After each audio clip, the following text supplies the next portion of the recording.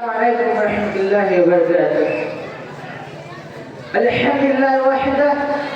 والصلاة والسلام على من لا نبي بعده وعلى آله وصحبه أجمعين. أما بعد، قال الله تبارك وتعالى: أعوذ بالله من الشيطان الرجيم. بسم الله الرحمن الرحيم. يا أيها الذين آمنوا كتب عليكم الصيام كما كتب على الذين من قبلكم لعلكم تتقون. صدر محترم و مشرق اساتذہ کرام اور دور دراز سے آئے ہوئے میرے مہمان گرامی اور قدر نشین مال بہنوں، آج کے اس مبارک فجر کے اندر میں جس عنوان کو لے کر حاضر ہوا ہوں وہ ہے رمضان کا استقبال کیسے کریں۔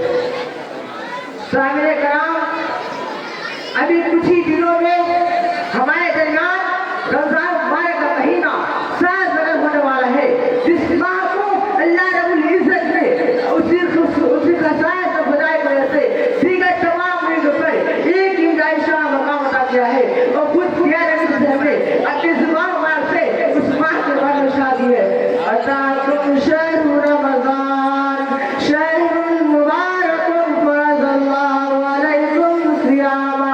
آپ نے فرمایا کہ تمہارے درمیان ماہ رمضان آ چکا ہے، جو کہ مبارک مہینہ ہے اور جس کے روز اللہ نے وفات کیے، اور ہونا بھی چاہیے کہ اسی ماہ مبارک میں قرآن مقدس کا نزول ہوا جو ہمارے دستور حضرات ہے، اسی ماہ میں یہ کر لیے اس کی ایک رات کی عبادت ہزار مہینوں کی بات افضل ہے۔ اس ماہ مبارک میں شیخ شاطین کو یہ مجھے کر جاتا ہے، جنت کے دروازے کھول دیے جاتے ہیں اور جہنم کے دروازے کو بند کر دیا جاتا ہے۔ یہی وجہ ہے کہ ایک بندے مومن جب اس کی آمد کی خبر سنتا ہے تو خوشی سے جھوم اٹھتا ہے اور چہرے کھل جاتے ہیں۔ لیکن سوال ہے کہ رمضان مبارک کے ختمہ آدمی کیسے کریں کہ عام مہینوں کی طرح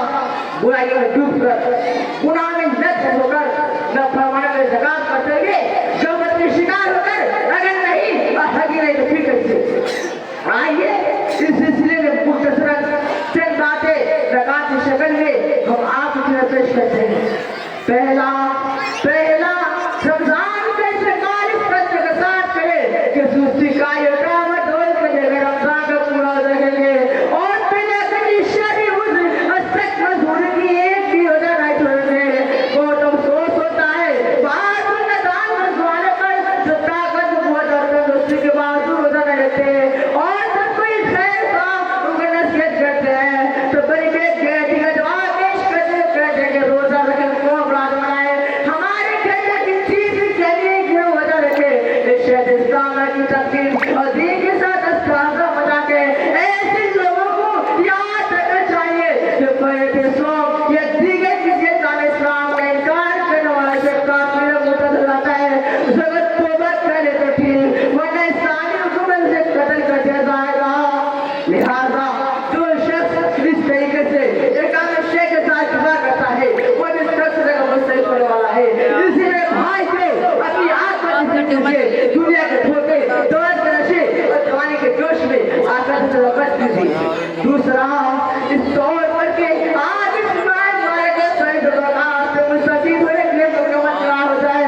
غفلت کی چادر چاہ کر سگوں سے بند ہو کر رب کی بات میں دل لگانے کا ارادہ بنائے، کیونکہ یہ محبت کا مہینہ آپ کو ہمیشہ بس آنا نہیں ہے، یہ سال میں صرف ایک بار ڈھیر صحیح رحمتوں اور برکتوں کو اپنے دامن میں سمیٹے ہمیں درمیان آتا ہے اور زندگی کیا پتا کیوں بھائی کہتا ہے رب عزت سے تقاف حضرت فرماتے ہیں ہمیں آئندہ رمضان میں لگے سے نکال لے، اس لیے ہم میں شادی کریں کہ ہم خوب بات اٹھائیں گے، پھولوں سے لیے قدیم جبی کے ساتھ رب کی بات کریں گے، ذکر اللہ کی پابندی کریں گے، کثرت قرآن کی قرآن کریں گے، نماز پنجگانہ اور تراویح کے اہتمام کریں گے، صدقہ و خیرات اور دیگر اعمال صالح کے ذریعے اپنے دل کے محض گزر اور دال بھر کو مٹھائیں گے۔ تیسرا رمضان کا استقبال ہم اس لیے سے کریں کہ بہتے انسان کو خطائیں مسترد ہوئی ہے، ہم زندگی سے توبہ استغفار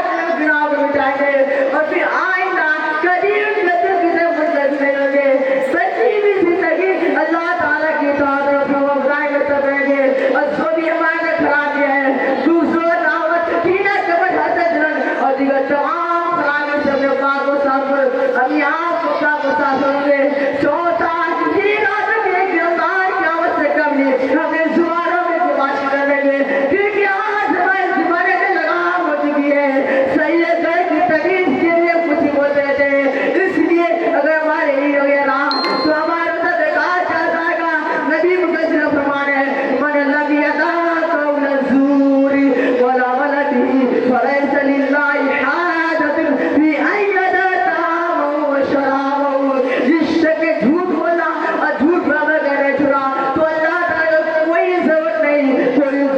کہ ایسے جگہ کھانا نہ چھوڑ دے انسان کو صرف بھوکا رکھنا جو شیط ہے کہ نہیں ہے روزے کا مقصد اصلی ہے انسان کے فضا کی تدبیر اس کے مقصد اور پاکیزہ بنانا اور اگر مقصد کو حصول میں ہم ناکام رہے تو پھر روزے کھانے کا فائدہ ہمیں نہیں مل سکتا اس لیے یہ عدم سبب ہے کہ ہم لوگ کے سیام کو سن لے خراب اور پورا طریقے کوشش کریں گے مقصد ہے کہ مشترکہ بنے گا انشاءاللہ ہم اس کی بڑھ کر دکھائیں گے قرآن نے کہا یا ایھا الذین آمنوا کتب علیکم الصیام کما کتب علی الذین من قبلکم لعلکم تتقون اے ایمان والو تم پر روزے رکھنا فرض کیا گیا